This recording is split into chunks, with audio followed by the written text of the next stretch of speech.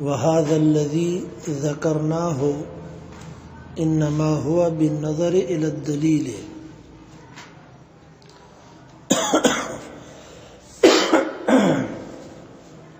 وَهَذَا الَّذِي ذَكَرْنَاهُ، اور یہ جو کچھ ہم نے ذکر کیا کہ قضیہ کلیہ جو ہے وہ کبرا ہوگا یا ملازمہ ہوگا،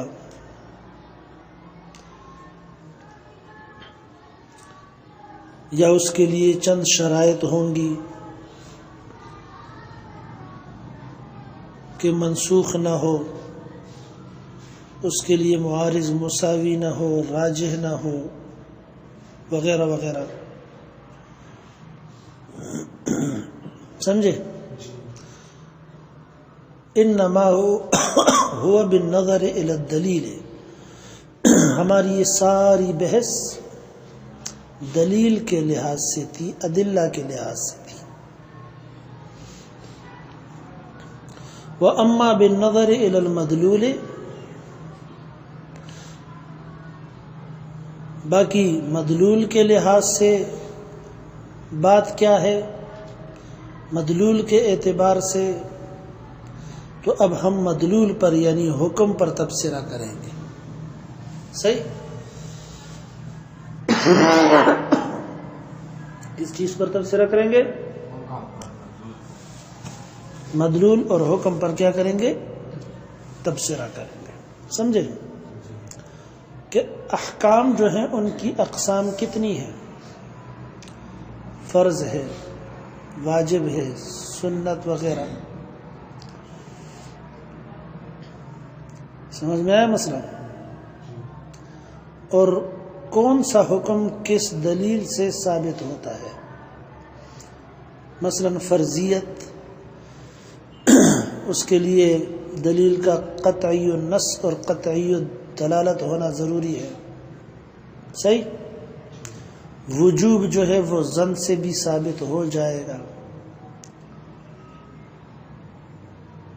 وغیرہ وغیرہ۔ وَأَمَّا بِالنَّظَرِ إِلَى الْمَدْلُولِ، باقی اگر مدلول کا لحاظ رکھیں گے، سمجھے، تو پھر ہم کہیں گے یعنی جب ہم مدلول کی طرف نظر کریں، یعنی جب ہم حکم کی طرف نظر کریں، فَإِنَّ الْقَضِيَةَ الْمَذْكُورَةَ، تو پھر وہ قضیہ جس کا ذکر کیا گیا ہے، یعنی کبرا یا ملازمہ، صحیح ہے نا؟ انما یمکن اثباتها کلیۃ، یقیناً ممکن ہے اس کے کلیہ ہونے کو ثابت کرنا۔ کب ممکن ہے؟ اذا عرف انواع الحکم یا اذا عرف انواع الحکم، جب معلوم کر لیے جائیں حکم کے احکام، انواع، کہ یہ حکم کی کون سی نوع ہے، فرضیت ہے یا وجوب ہے، سمجھے، یا ندب ہے یا کراہت ہے یا حرمت ہے۔ وَأَنْ أَيَّ نَوْعٍ مِّنَ الْأَحْكَامِ، اور یہ بات معلوم کر لی جائے کہ کس قسم کا حکم یثبت بأي نوع من الأدلة، کس قسم کی دلیل سے ثابت ہوتا ہے، کس قسم کا حکم کس قسم کی دلیل سے ثابت ہوتا ہے۔ ترجمہ سمجھا؟ بخصوصیت ناشیۃ من الحکم، ایسی خصوصیت کے ساتھ جو ثابت ہو اس حکم سے، ککون ھذا الشیء علۃ لذالک، جیسے ہونا اس چیز کا علت اس چیز کے لیے، مثلا قدر کا یا جنس کا علت ہونا ربا کے لیے، نہیں سمجھا؟ فإن هذا الحكم لا يمكن إثباته بالقياس بل بالنص، کیونکہ یہ حکم ایسا ہے کہ ممکن نہیں ہے اس کا ثابت کرنا قیاس کے ذریعے بلکہ نص کے ذریعے۔ علت جو ہے وہ کہاں سے نکالی جائے گی؟ نص سے، جس طرح الحنطۃ بالحنطۃ حدیث سے علت نکالی ہے احناف نے قدر مع الجنس، سمجھے؟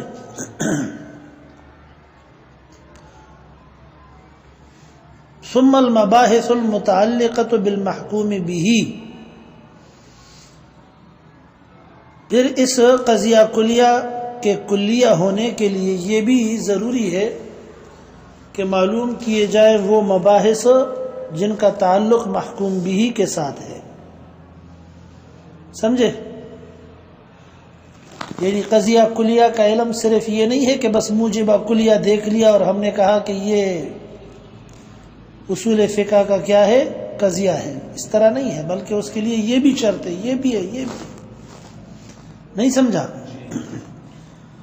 یعنی دلیل کی بھی شرطیں ہیں، مدلول یعنی حکم کے لیے بھی شرطیں ہیں۔ اب یہاں سے کیا فرمایا؟ ثم المباحث المتعلقة بالمحکوم به، حکم کے بعد یعنی مدلول کے بعد محکوم به کے متعلق جو مباحث ہیں ان کا جاننا بھی ضروری ہے، سمجھے؟ محکوم به کون ہے؟ وہ فعل المکلف، محکوم به نام ہے کس کا؟ فعل مکلف کا۔ پتہ نہیں سمجھا کہ نہیں سمجھا؟ ککونہ عبادتا او عقوبتا ونحو ذلک، ککونہ عبادتا او عقوبتا او نحو ذلک، جیسے ہونا فعل مکلف کا عبادت یا عقوبت یا اس جیسی اور چیز، مثلا معونت وغیرہ،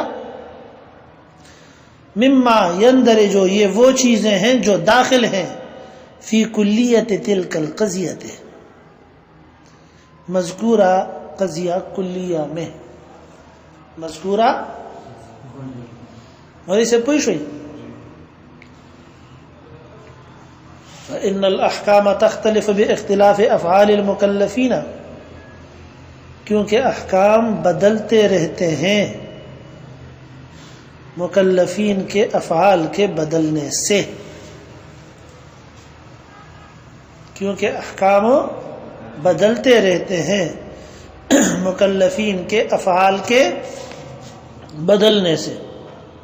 فإن العقوبات لا يمكن ایجابها بالقیاس، یقیناً عقوبات جو ہیں ممکن نہیں ہے کہ ان کو ثابت کیا جا سکے قیاس کے ذریعے سے، کیونکہ حدود جو ہیں وہ تو تندرع بالشبہات کے قبیل سے ہیں، وہ تو شک سے کیا ہو جاتے ہیں؟ ختم ہو جاتے ہیں، دور ہو جاتے ہیں، ساقط ہو جاتے ہیں۔ تو قیاس تو نام ہی اسی شک کا ہے، نہیں سمجھا؟ قیاس تو نام ہی کس چیز کا ہے؟ کیونکہ قیاس میں قطعیت تو نہیں ہوتی ہے، آیا مسئلہ؟ اسی لیے تو اس قیاس میں جھگڑا ہے سارا۔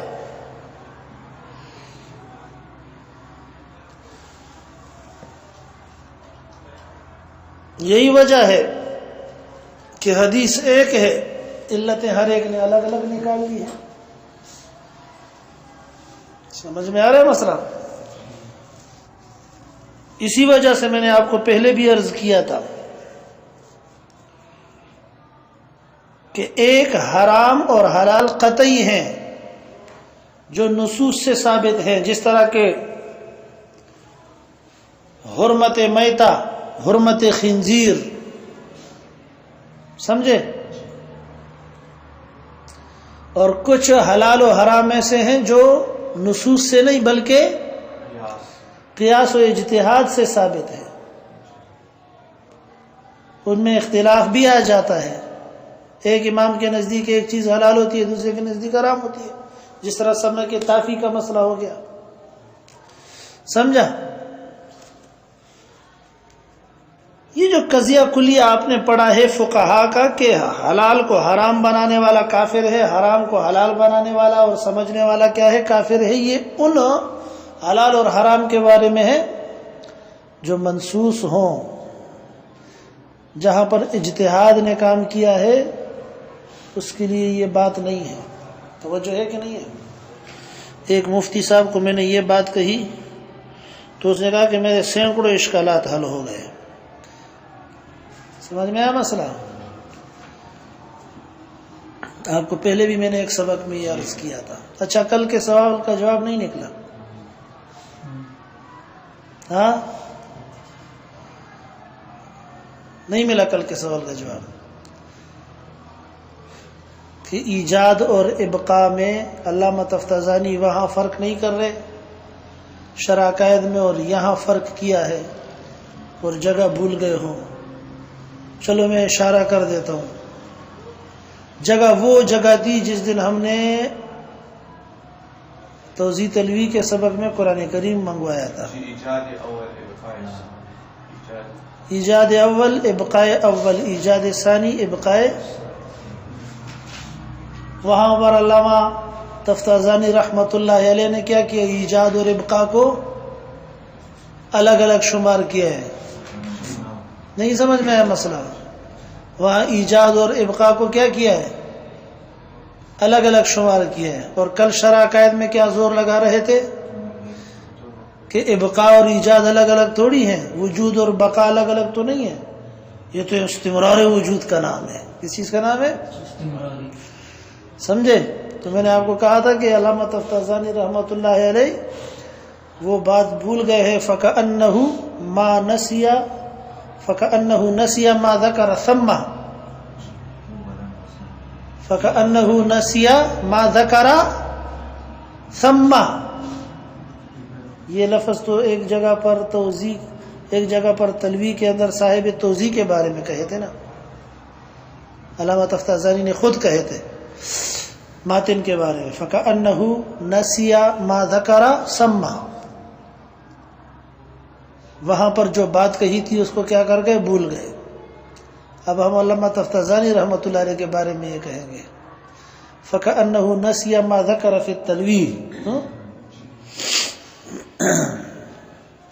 اس پیشے کو خبر ہے انعام در نپاتے شٹورنا۔ اچھا ہاں، کم سے دغا سے بس تو انعام پاتے شو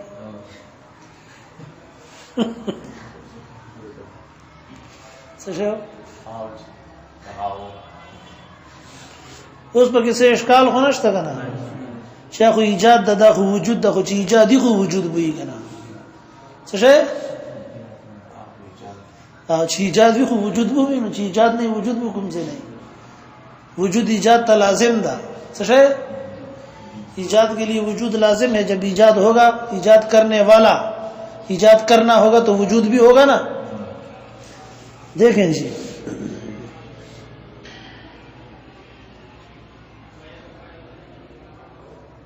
کہاں گیا؟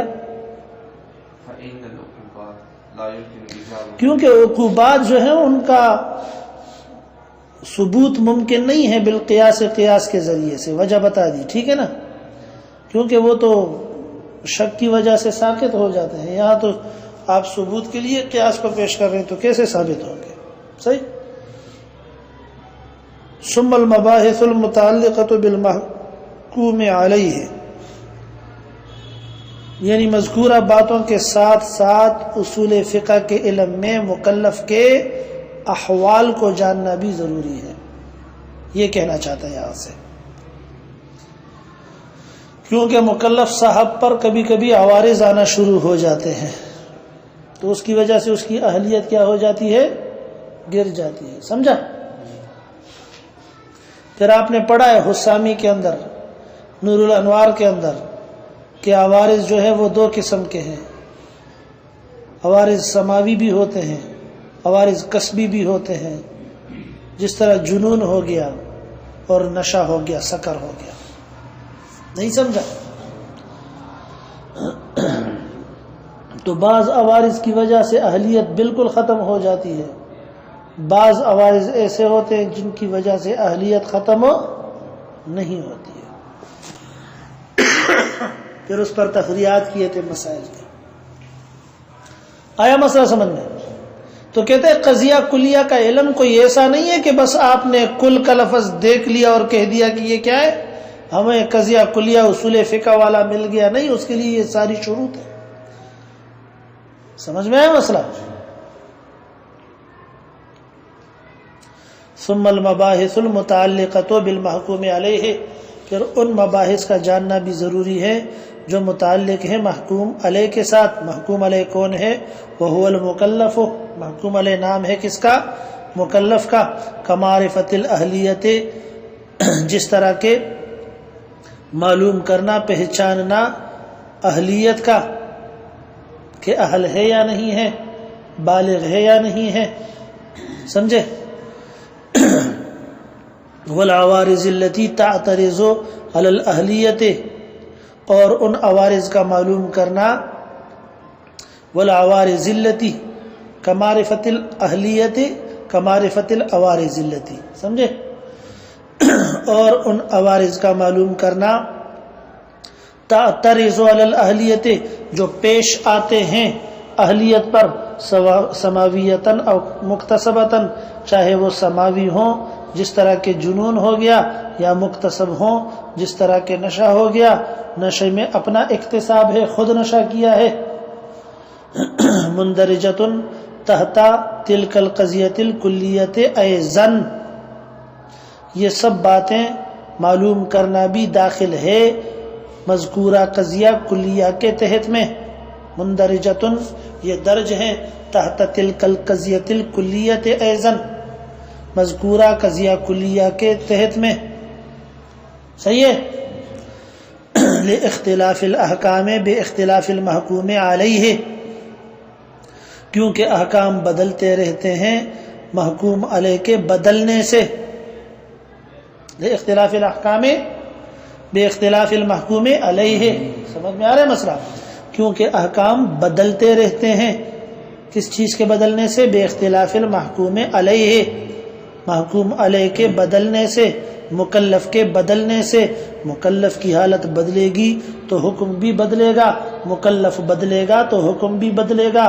مکلف پاگل ہوگا تو وہ مکلف ہی نہیں ہوگا، صبی ہوگا تو مکلف ہی نہیں ہوگا، سمجھے؟ جوان ہوگا تو مکلف ہوگا، پھر وہ جوان کی اگر حالت بدلے گی تو حکم بھی بدلے گا، اگر حالت سفر والی ہوگی تو حکم سفر والا اس پر لاگو ہوگا، اگر حالت حضر والی ہوگی تو پھر احکامات بھی اس کے اوپر حضر والے ہوں گے، اگر صحت کی حالت ہوگی تو پھر صحت والے احکامات ہوں گے، مرض کی حالت ہوگی تو مرض والے احکامات ہوں گے۔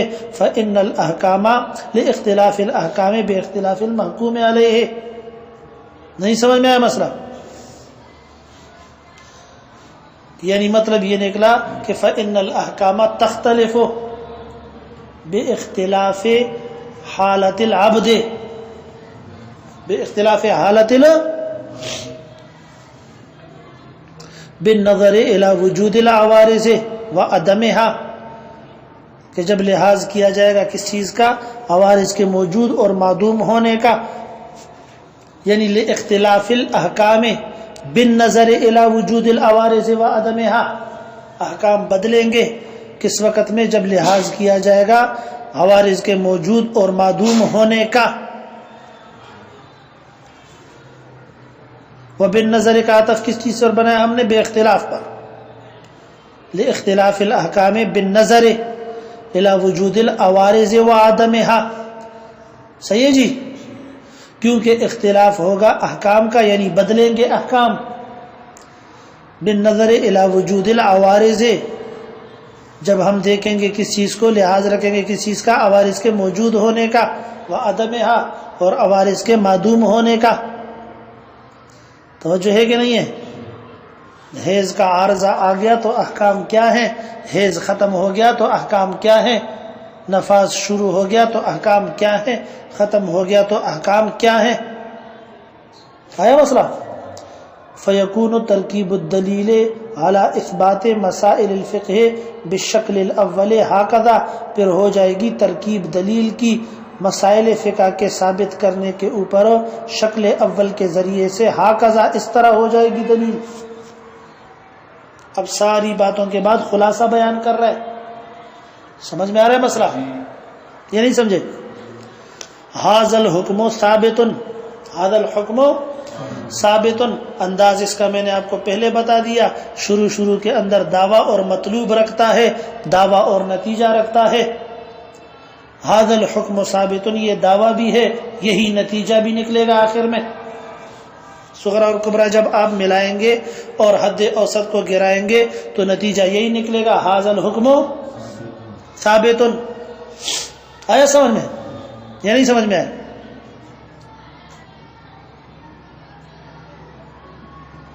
لِأَنَّهُ حُکْمٌ، اب صغرا یہاں سے شروع ہو رہا ہے لِأَنَّهُ سے، اور صغرا کے اندر 5 شرطیں رکھتا ہے۔ کتنی شرطیں مولوی صاحب؟ 5 شرطیں رکھتا ہے۔ یہ ساری بحث جو ماقبل میں کی اس کو سب میں یہاں سب کو لا کر یہاں فٹ کرے گا۔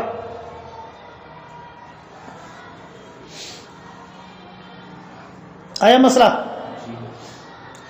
لِأَنَّهُ حُکْمٌ ھذا شأنہ، کیونکہ یہ حکم ایسا حکم ہے، ھذا شأنہ، جس کی پوزیشن یہ ہے، جس کی پوزیشن یہ ہے۔ کیا مطلب؟ لِأَنَّهُ حُکْمٌ واجب او حرام، سمجھے؟ یہ حکم ایسا ہے جس کی پوزیشن یہ ہے کہ اس کام کا کرنا کیا ہے؟ واجب ہے، یا یہ حکم ایسا ہے کہ یہاں حکم کس چیز کا ہے؟ حرمت کا ہے، یا ندب کا ہے، یا اباحت کا ہے، یا کراہت کا ہے۔ لِأَنَّهُ حُکْمٌ ھذا شأنہ۔ آیا مسئلہ سمجھ میں؟ یہ پہلی شرط ہو گئی، ٹھیک ہے جی۔ نمبر 2، متعلق بفعل ھذا شأنہ، متعلق ہے ایسے فعل کے ساتھ، ھذا شأنہ، جس کی شأن اور حالت اور پوزیشن یہ ہے کہ یہ عبادت ہے مثلا، یا عقوبت ہے، یا معونت ہے۔ ھذا شأنہ کا معنی سمجھا؟ نمبر 3، تیسری شرط، وَھذا الفعل صادر من مکلف ھذا شأنہ، اور یہ فعل ادا ہونے والا ہے، صادر ہونے والا ہے ایسے مکلف سے، ھذا شأنہ، جس کی پوزیشن یہ ہے کہ وہ بالغ ہے یا صبی ہے وغیرہ وغیرہ۔ نہیں سمجھ میں آیا مسئلہ؟ چوتھی شرط، وَلَمْ يُوجَدِ الْعَوَارِضُ الْمَانِعَةُ مِنْ ثُبُوتِ هَذَا الْحُکْمِ، اور نہیں پائے گئے عوارض مانعہ اس حکم کے ثبوت سے، یعنی کوئی عارض نہ سماوی نہ کسبی کسی قسم کا نہیں آیا جو اس حکم کو ثابت ہونے سے روک دے۔ تمام موانع جو ہیں وہ مرتفع ہے۔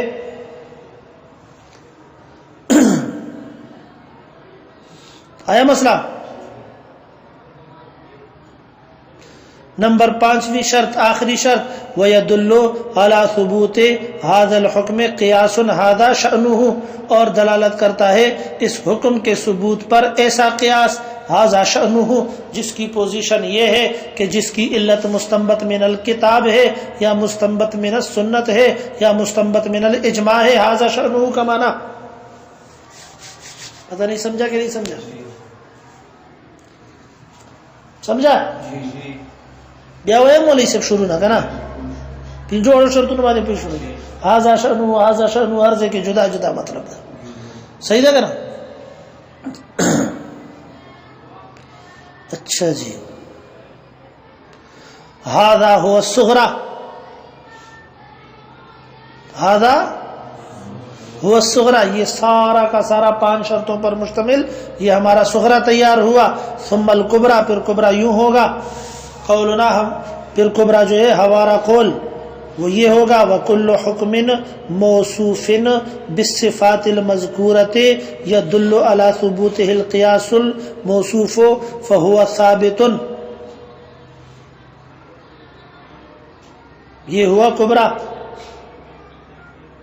جس کا ترجمہ یوں ہے کل حکم، ہر وہ حکم موصوف بالصفات المذکورۃ، جو موصوف ہے مذکورہ صفات کے ساتھ، جس میں مذکورہ شرطیں لگی ہوئی ہیں، سمجھے؟ یدل علی ثبوتہ القیاس، دلالت کرتا ہے اس کے ثبوت کے اوپر قیاس، ایسا قیاس الموصوف ہو جو کیا ہے، جو موصوف ہے، فہو ثابت، وہ بھی کیا ہے، ثابت ہے۔ فہذا القضیۃ الاخیرۃ، پھر یہ قضیہ اخیرہ من مسائل اصول الفقہ، یہ اصول فقہ کے مسائل میں سے ہے کیونکہ یہ کبرا ہے۔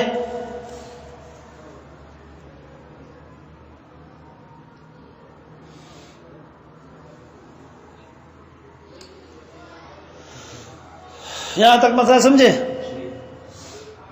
یا نہیں سمجھے؟ نتیجہ کیا نکلے گا مولوی صاحب؟ جو آپ کا دعویٰ تھا وہی نتیجہ ہے۔ کیا وہ کیا ہے؟ کدھر ہے؟ ھذا الحکم ثابت، باقی سارا حد اوسط ہے۔ سمجھ میں آیا مسئلہ؟ وکل حکم موصوف بالصفات المذکورۃ، ساری پانچوں شرطیں، نہیں سمجھا؟ وکل حکم موصوف بالصفات المذکورۃ یدل علی ثبوت القیاس، قیاس الموصوف فہو ثابت، ھذا الحکم ثابت۔ ادھر سے ھذا الحکم لیا صغرا سے، اور کبرا سے کیا لیا؟ ثابت، ھذا الحکم ثابت، بس۔ نہیں سمجھا؟ بیچ کی جو پانچ شرطیں ہیں وہ اوپر بھی اور نیچے بھی کیا ہیں؟ حد اوسط ہیں۔ باقی یہ سوال آپ نے نہیں کرنا ہے کہ نیچے تو ہمارے کو پانچ شرطیں نظر نہیں آ رہی ہیں، جواب کیا ہے؟ سمجھے نا؟ صفات مذکورہ کے اندر وہ آ گئی نا۔ آگے چلے، وبطریق الملازمۃ ھکذا،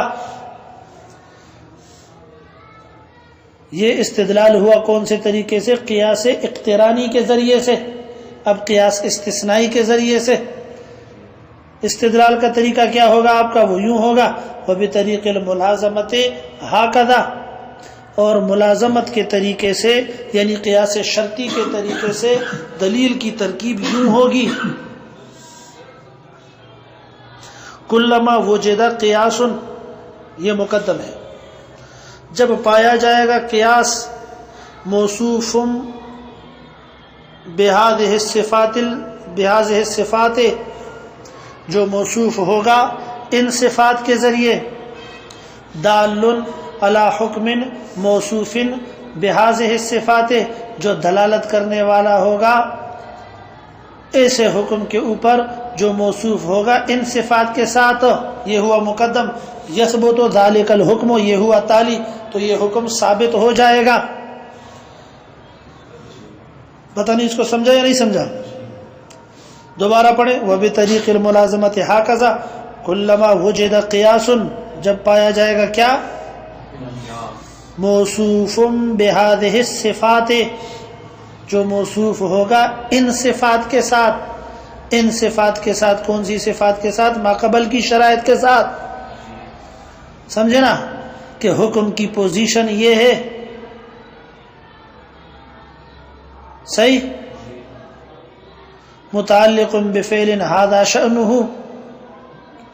فعل کی پوزیشن یہ ہے، وھذا الفعل صادر من مکلف ھذا شأنہ، مکلف کی پوزیشن یہ ہے، ولم یوجد العوارض المانعۃ من ثبوت ھذا الحکم، موانع اور عوارض مرفوع ہیں، صحیح ہے، ویدل علی ثبوت ھذا الحکم قیاس،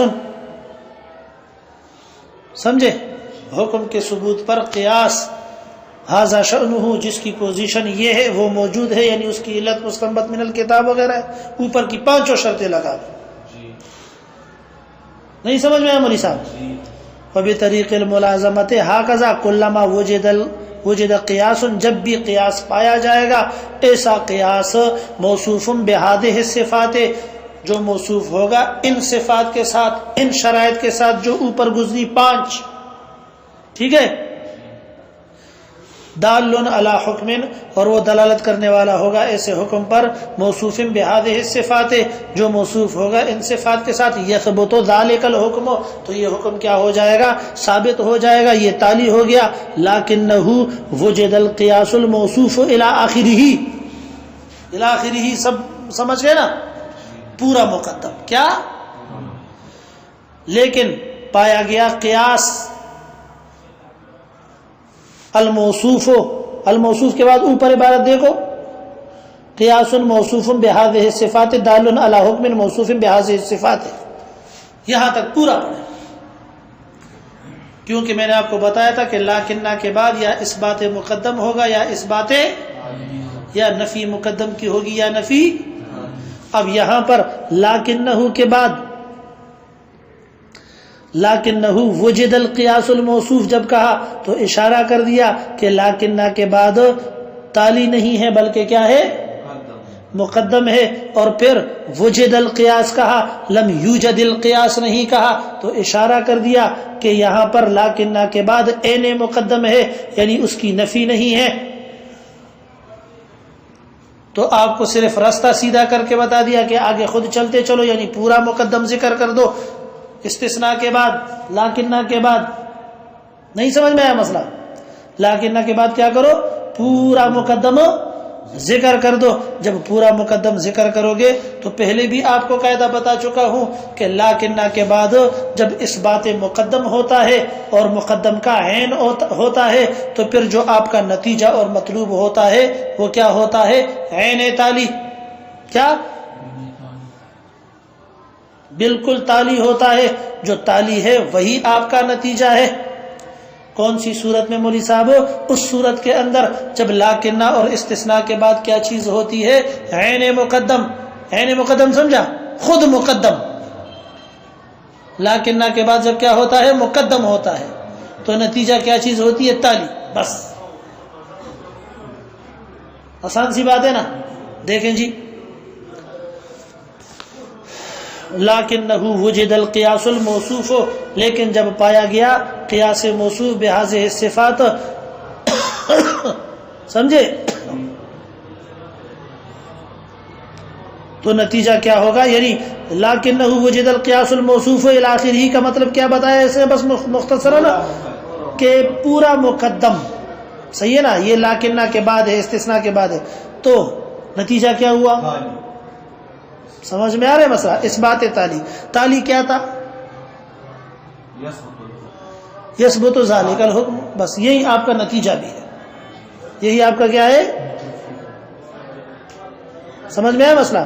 فعلما، پھر یہ بات معلوم کر لی گئی، ان جمیع المباحث المتقدمۃ، کہ تمام مباحث متقدمہ، مندرجۃ تحت تلک القضیۃ الکلیۃ المذکورۃ، یہ درج ہیں قضیہ کلیہ مذکورہ کے ضمن میں، تحت میں، التی ہی احدی مقدمۃ الدلیل، وہ قضیہ کلیہ جو دلیل کے 2 مقدموں میں سے ایک ہے، یعنی کبریٰ ہے. یعنی کیا ہے؟ کبریٰ ہے. علی مسائل الفقہ، مسائل فقہ کے اوپر. فہذا معنی التوسل القریب المذکور، یہی معنی ہے توسل قریب کا جس کا ذکر ہوا ما قبل میں. سمجھ میں آیا؟ اور یہ توسل قریب تب ہوتا ہے جب آپ کو ادلہ بھی معلوم ہو، ادلہ کے احوال بھی معلوم ہو کہ یہ حکم منسوخ ہے یا حکم منسوخ نہیں ہے، اس حکم کے اوصاف کیا ہے، اس کا کوئی معارض مساوی تو موجود نہیں ہے، کوئی معارض جو ہے اس کا راجح تو موجود نہیں ہے، احکام بھی معلوم ہو اور احکام کے احوال بھی آپ کو معلوم ہو. نہیں سمجھ میں آیا کہ یہاں حکم کون سا ہے؟ وجوب کا ہے، حرمت کا ہے، ندب کا ہے، اباحت کا ہے یا کراہت کا ہے.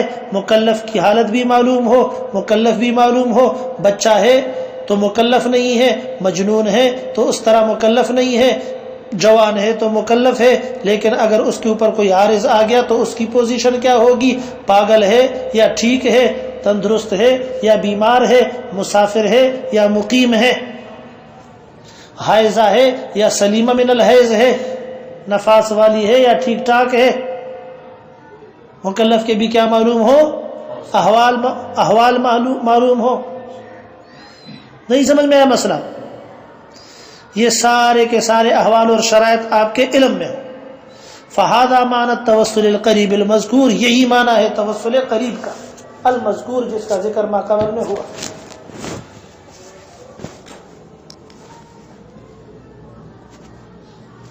وهذا الذي ذكرناه انما هو بالنظر الى الدليل.